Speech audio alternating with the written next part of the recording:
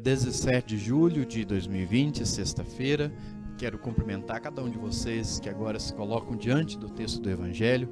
Vamos permitir que esse texto sagrado seja o alimento da nossa alma para hoje. O Senhor esteja convosco. Ele está no meio de nós. Anúncio do Santo Evangelho de nosso Senhor Jesus Cristo, escrito por São Mateus. Glória a vós, Senhor. Naquele tempo, Jesus passou no meio de uma plantação em um dia de sábado. Seus discípulos tinham fome e começaram a apanhar espigas para comer. Vendo isso, os fariseus disseram-lhe: Olha, teus discípulos estão fazendo o que não é permitido fazer em dia de sábado. Jesus respondeu-lhes: Nunca lestes o que fez Davi, quando ele e seus companheiros sentiram fome? Como entrou na casa de Deus e todos comeram os pães da oferenda, que nem a ele nem aos seus companheiros era permitido comer, mas unicamente aos sacerdotes? Ou nunca lestes na lei que em dia de sábado, no templo, os sacerdotes violam o sábado sem contrair culpa alguma? Ora, eu vos digo, aqui está quem é maior do que o templo. Se tivesses compreendido o que significa quero a misericórdia e não o sacrifício, não teríeis condenado os inocentes. De fato, o Filho do Homem é Senhor do sábado. Palavra da nossa salvação. Glória a vós, Senhor. Pessoal, sobre o Evangelho de hoje eu quero dizer duas coisas. A primeira delas, nela me atenho a essa frase: quero a misericórdia e não o sacrifício. Em que sentido essa frase foi colocada no Evangelho?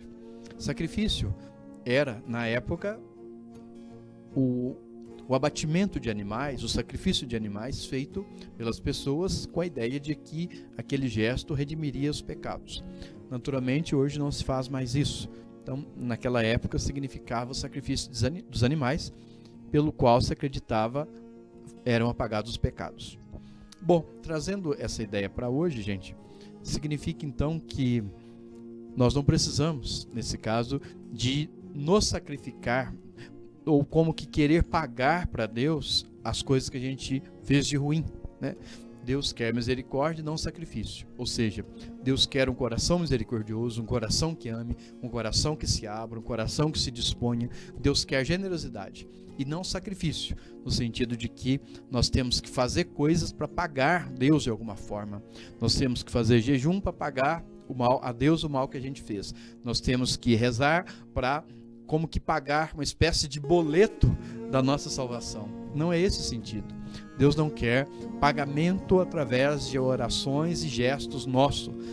Deus quer, de fato, misericórdia. Coração que se abre ao amor. Então, esse é o cerne da mensagem contida nessa frase.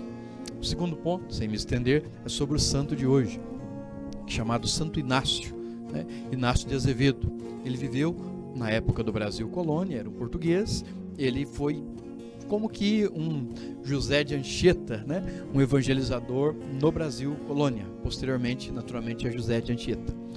Sobre esse personagem, eu queria fazer um esclarecimento histórico, gente. Ele é Marte. A cor vermelha indica que o santo foi martirizado, foi morto pela fé em Jesus. E por quem ele foi morto? Foi morto por fanáticos calvinistas. Aqui eu quero fazer um esclarecimento histórico a você católico, que já ouviu em faculdade, em rede social, ou na cabeça ou da boca de muita gente, que a Igreja Católica perseguiu e matou pessoas. De fato, houveram erros da Igreja ao longo do tempo, da Igreja Católica. Mas isso não é exclusivo da Igreja. Quem assassinou Inácio de Azevedo e seus companheiros foram fanáticos calvinistas. Eu não aqui me refiro naturalmente a todos esses irmãos dessa religião calvinista e muito menos a pessoa de João Calvino. Me refiro ao fanatismo. Fanatismo é um risco que toda e qualquer religião corre. Quando nós temos preconceito dos outros, nós estamos nos abrindo ao fanatismo.